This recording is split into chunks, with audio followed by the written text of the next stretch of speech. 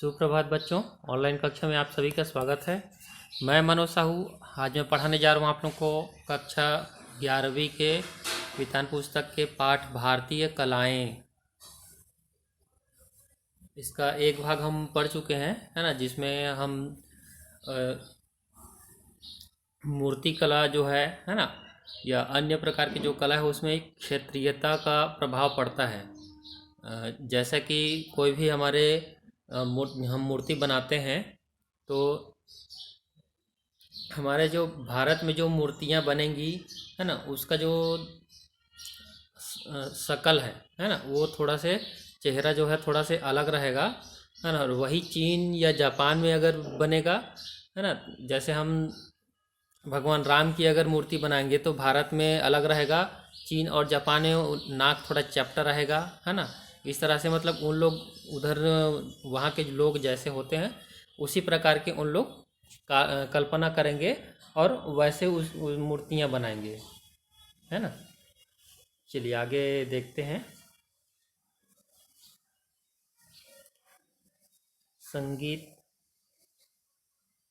संगीत कला देखेंगे आज।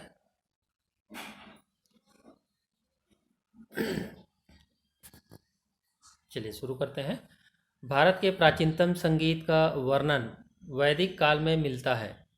विद्वान लगभग 5000 ईसवी वर्ष पूर्व, ईसा पूर्व बोल सकते हो, है ना, ईसवी वर्ष पूर्व मतलब इतने 5000 साल पहले, लगभग 5000 साल 100 साल पहले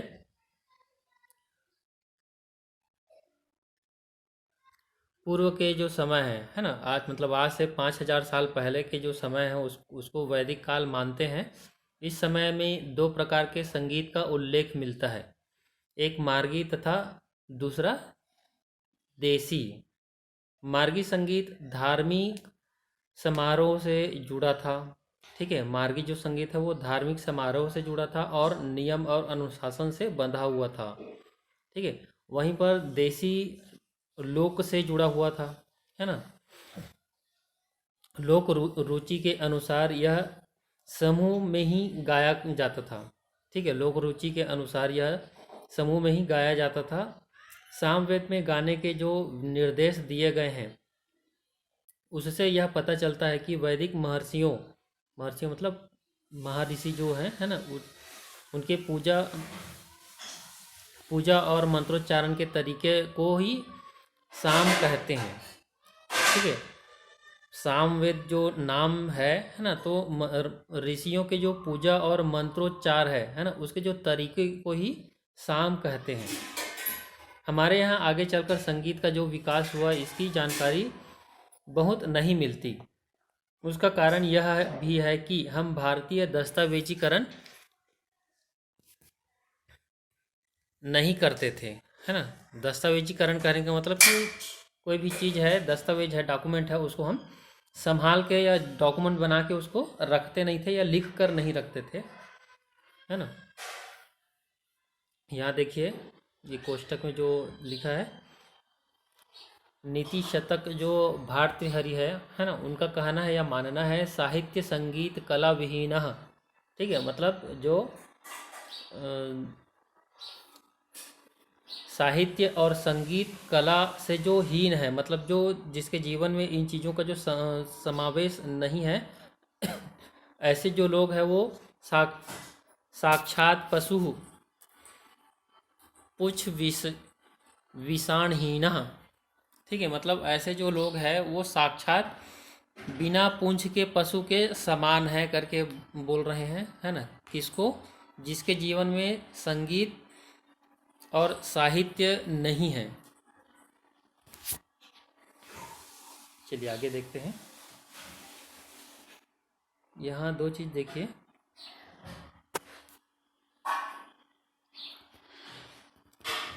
रिजल्ट डी में की बुद्धिस्ट आर्ट इन श्याम, है ना, ये कैम्ब्रिज 1938 की प्रस्तावना का अंश जो UN घोषाल की progress of greater Indian research Calcutta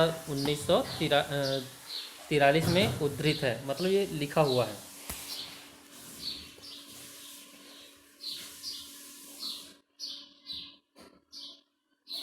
ये यहाँ पर जो एक लिखा है ना, चाहिए के बगल में उसका वो डिस्क्रिप्शन है।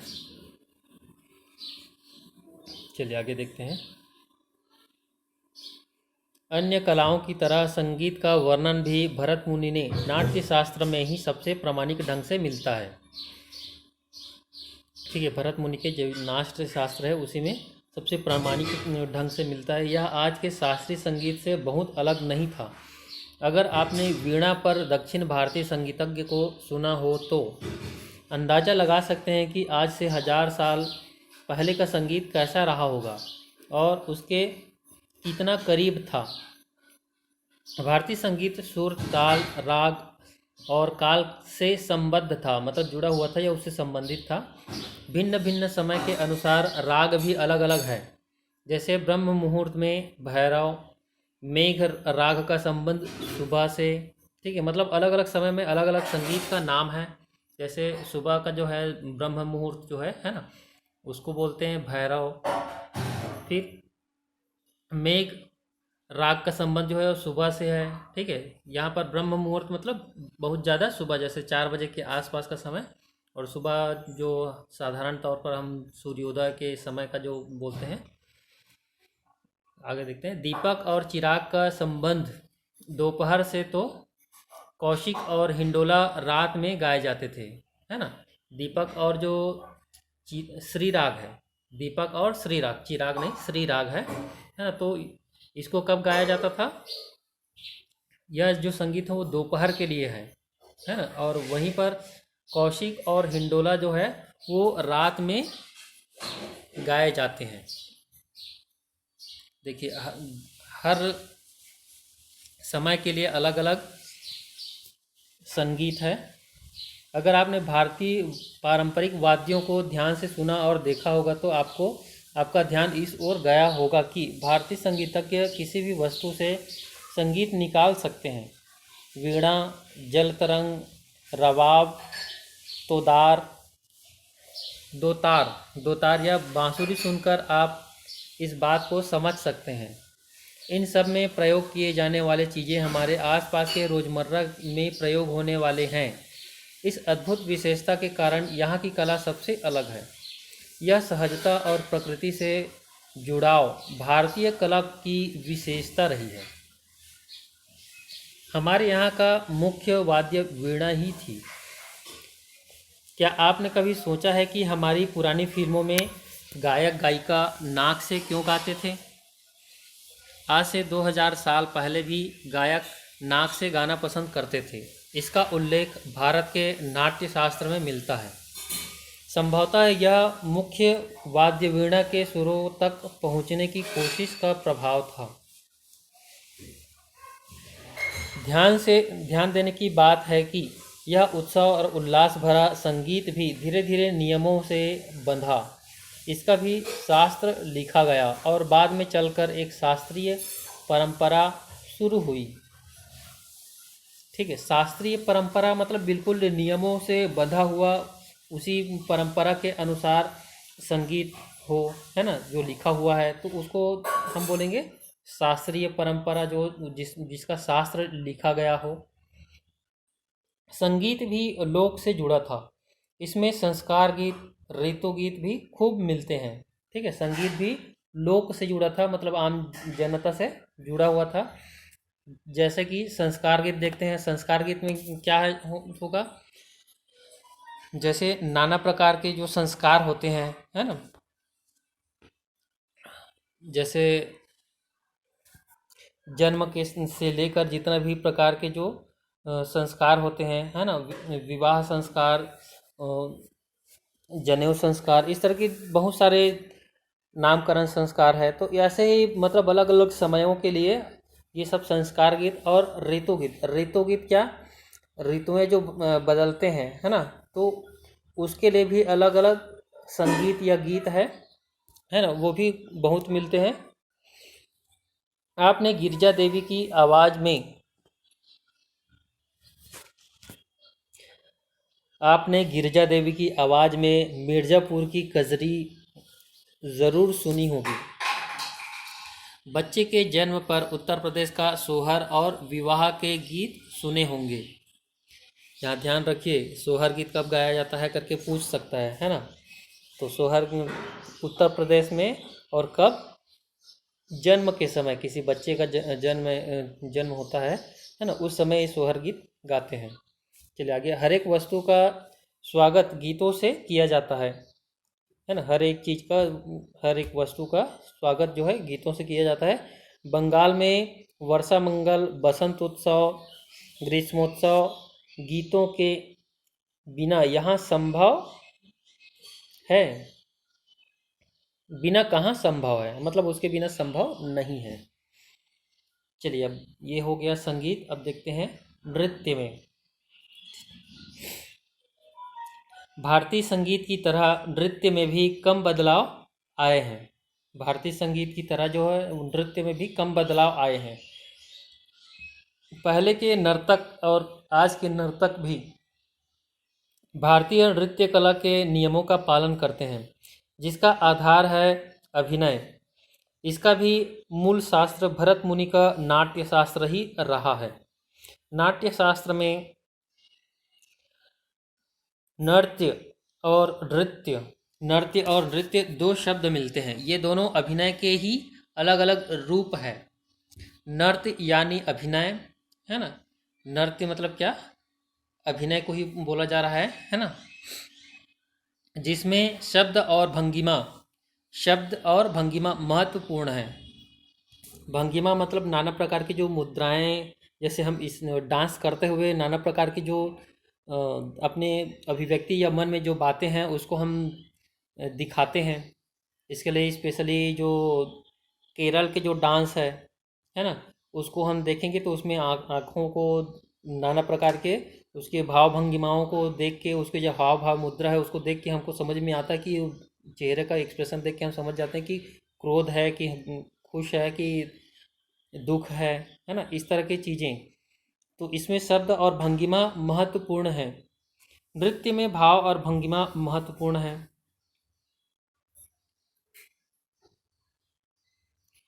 आगे देखते हैं। भारत लोक नृत्यों से समृद्ध रहा है, मतलब भरा पूरा है ना। लोक नृत्यों भी बहुत है। हर राज्य के अलग अलग समुदायों की अपनी नृत्य कलाएं रही है, जो हमारे रोज़मर्रा के जीवन से जुड़ी हुई है। जीवन में जितने अनुष्ठान हैं, ठीक है, मतलब जितने प्रकार के अलग अलग प्रकार के जो अनुष्ठान होते हैं, है ना, उन सबसे नृत्य कलाओं का भी संबंध है। उन सबसे नृत्य कलाओं का भी संबंध है। खेती से जुड़े समुदाय के जीवन में ऋतुओं का बदलना, फसलों की बुआई या कटाई सभी महत्वपूर्ण घटनाएं हैं।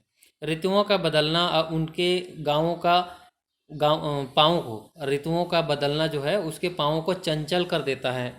वर्षा होती है तो उसके पाँव थिरक उठते हैं। भारत के हर राज्य में यही भाव मिलते हैं।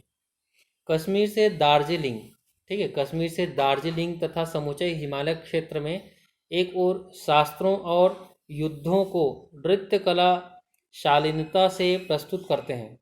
ठीक है, जो कश्मीर से जो दार्जिलिंग है, वहाँ के जो समूचे हिमालय, समूचे मतलब संपूर्ण जो हिमालय क्षेत्र में है ना, एक और शस्त्रों और युद्धों की जो युद्धों को नृत्य कला शालीनता से प्रस्तुत करते हैं। मतलब नृत्य करते हैं उसमें युद्धों को, है ना। और शस्त्र मतलब क्या? जो युद्ध के लिए जो हथियार जो प्रयोग करते हैं, है ना, उन शस्त्रों और युद्धों की जो कला है उसको शालीनता से प्रस्तुत करते हैं या दिखाते हैं उसमें, है ना। मतलब युद्ध कला को दिखाते हैं उस नृत्य में, बोल सकते हो। दूसरी ओर गेहूं की फसल बोने को भी एक उत्सव बना देते हैं। सभी लोक नृत्यों में एक गोलाई, मतलब सभी लोक नृत्यों में, ये आप लोग भी देखे होंगे, आपके आसपास भी जो नृत्य है ना, आपके बस्तर क्षेत्र के जो नृत्य है उसमें भी एक दूसरे के हाथों को पकड़ के नृत्य करते हैं, है ना। तो सभी लोक नृत्यों में एक गोलाई में नर्तक हाथ में हाथ मिलाए तरह तरह के करतब दिखाते हैं। पंजाब की महिलाएं गिद्दा करती है। ठीक है, यहाँ पर देखिए कि कहाँ कहाँ कौन कौन से नृत्य करते हैं। तो पंजाब की महिलाएं जो है वो गिद्दा करती है ना। वहाँ की जो लोक नृत्य है उसको गिद्दा कहते हैं। राजस्थानी महिलाएं अपनी ओढ़नी से चेहरे को ढक कर घूमर करती हैं। ठीक है, घूमर कहाँ की है? राजस्थान की है। गुजरात में डंडियों के सहारे, ठीक है, डंडे के सहारे स्त्रियां गरबा करती हैं। पुरुष भी डांडिया रास करते हैं। ठीक है, पुरुष जो है उन लोग भी डंडा पकड़ के डांडिया जो नृत्य है वो करते हैं, जो गरबा का ही एक और ऊर्जा भरा रूप है। जो गरबा आप लोग अपने आसपास भी देखे या सुने होंगे या टीवी में देखे होंगे, है तो वही है जो हाँ गरबा बोलते हैं वो, है ना, डांडिया। महाराष्ट्र में मछली पालन से जुड़े समुदाय हाथों में हाथ डालकर एक दूसरे के कंधे पर चढ़कर एक पिरामिड सा बना लेते हैं। महाराष्ट्र का लावणी, ठीक है, अब लावणी कहाँ कहाँ का नृत्य है? महाराष्ट्र का, है ना। लावणी नृत्य अपनी अद्भुत ऐन्द्रिक आकर्षण के लिए प्रसिद्ध है।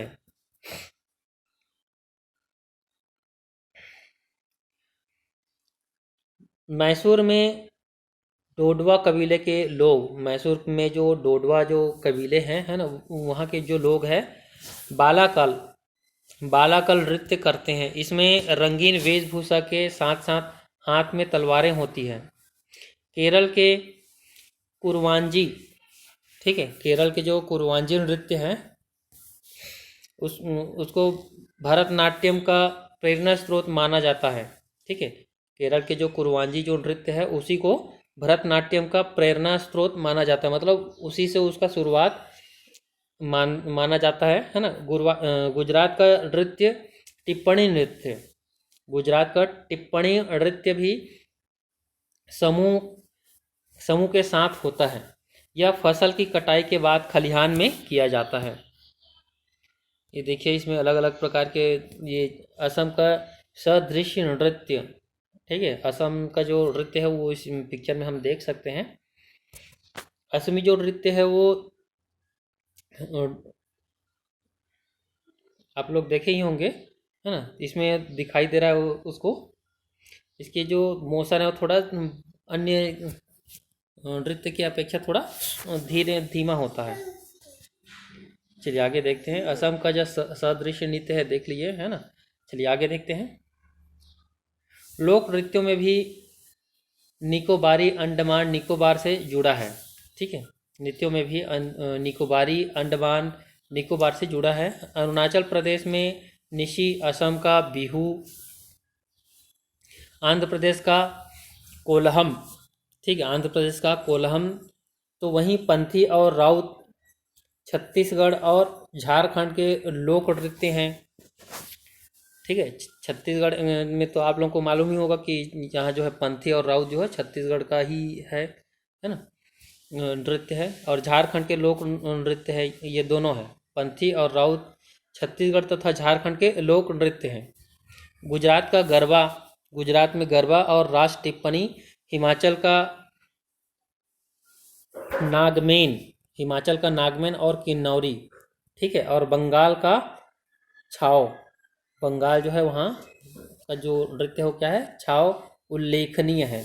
ठीक है, तो यहाँ हम अलग अलग देख रहे हैं कि अलग अलग राज्यों में अलग अलग प्रकार के नृत्य है, उनका नाम भी अलग अलग है। चलिए, अलग अलग राज्यों के ये नृत्य भिन्न भिन्न नामों से जाने जाते हैं।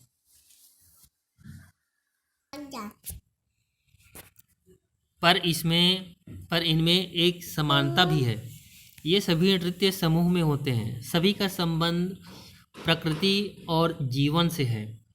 सभी में स्त्री पुरुष एक साथ मिलकर नाचते हैं।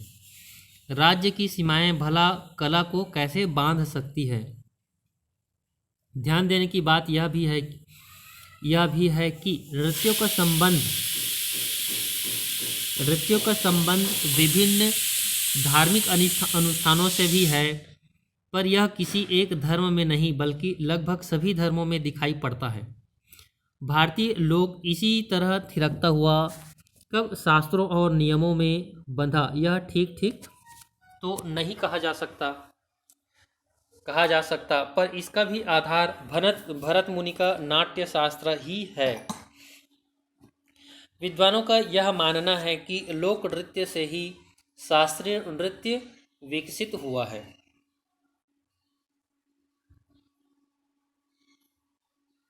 भारतीय नृत्य को देखकर कुछ लोग ऐसा सोचते हैं कि यह सिर्फ हाथ और पैर की गति से जुड़ा है। अगली बार आप ध्यान से देखिएगा। भारतीय नृत्य में सभी अंगों की गति लय महत्वपूर्ण है। भारतीय नर्तकों को आँख, भौहों या फिर नासिका के माध्यम से ही खुशी, दुख, क्रोध, विभत्स आदि भावों को अभिव्यक्त करने की महारत हासिल है। इन्हीं भाव भंगिमाओं के जरिए महाभारत और रामायण जैसी कथाओं तक को कह देने की परंपरा नृत्य कला में मिलती है। भारतीय नृत्य का सबसे आकर्षक रूप है हाथों की विभिन्न मुद्राएं। इनके माध्यम से मनुष्य के भावों से लेकर जानवरों के भावों तक को दिखाया जा सकता है। इन शास्त्रीय नृत्यों में मुख्य रूप से केरल का कथकली, ठीक है, केरल का जो है वो उसमें चेहरे का जो एक्सप्रेशन है ना, वो अच्छे से दिखाई देता है ना। मोहिनी अट्टम, उत्तर प्रदेश का कथक, आंध्र प्रदेश का कुचिपुड़ी, उड़ीसा का ओडिसी, मणिपुर का मणिपुरी, कर्नाटक और तमिलनाडु का भरतनाट्यम मौजूद है ना। ये सभी भरतनाट्यम जो है वो सब मौजूद हैं। असम के जो सत्रिय को भी शास्त्रीय नृत्यों में शामिल किया गया है। इन सभी का संबंध किसी न किसी राज्य और उसकी परंपराओं से है। क्योंकि इस नृत्य को सीखने के लिए बहुत साधना की ज़रूरत थी, इसलिए ज़्यादातर व्यावसायिक ही सीखते हैं, है ना। इसका व्यवसाय करने वाले लोग ही अधिकतर सीखते हैं, है ना, क्योंकि साधना की ज़रूरत है। इसलिए यह संदर्भ भी आता है कि बाद में चलकर महलों में राजकुमारी और राजकुमार भी नृत्य करते थे, पर सार्वजनिक रूप से नहीं। शास्त्रीय नृत्यों के स्वरूप में बहुत परिवर्तन हुआ। वर्तमान समय में इन्हें देखकर 200-300 साल प्राचीन नृत्य कला से भी इन्हें पूरी तरह नहीं जोड़ा जा सकता, ठीक है। अभी वर्तमान का जो नृत्य है ना, उसको देखकर तो 200-300 साल जो प्राचीन जो नृत्य है ना, उस कला से भी इन्हें पूरी तरह नहीं जोड़ा जा सकता।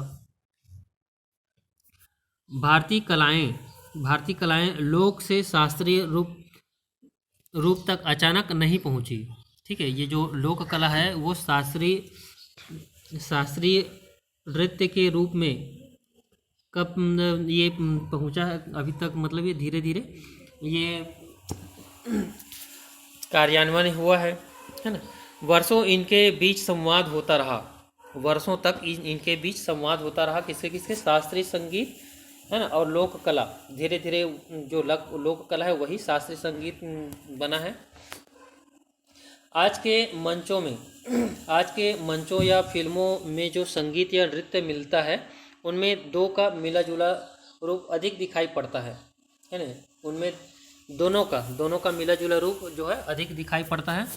हमारा ध्यान इस पर भी जरूर जाना चाहिए कि हर एक राज्य में सभी कलाओं के बीच भी एक अंतर संबंध है, मतलब एक दूसरे से कुछ न कुछ संबंध तो है। उत्तर प्रदेश में बांस नृत्य, बांस क्राफ्ट कला या फिर बांस के वाद्य यंत्र इसके उदाहरण है ना। ध्यान देने की बात यह भी है कि सभी कलाएं धीरे धीरे समूह से व्यक्ति कला का रूप धारण करती गई है, ठीक है। जितने भी जो है वो पहले तो लोक कला के रूप में या समूह के में गाया या नृत्य किया जाता था, उसके बाद धीरे से वो व्यक्तिक हुआ, मतलब एकल हुआ। इसका कारण निश्चित रूप से व्यवसाय भी रहा। सभी लोक नृत्यों में साथ साथ एक ताल में पैरों का उठना, हाथों का एक दूसरे से जुड़ना अपने आप में भारत की अद्भुत साहचर्य और प्रेम भावना के संकेत हैं। क्या यह अनायास रूप से कल्पनाओं में आया होगा? समूचा मानव जीवन समूची प्रकृति का मतलब समूचा मानव जीवन समूची प्रकृति क्या अनायासी कला का विषय बने होंगे?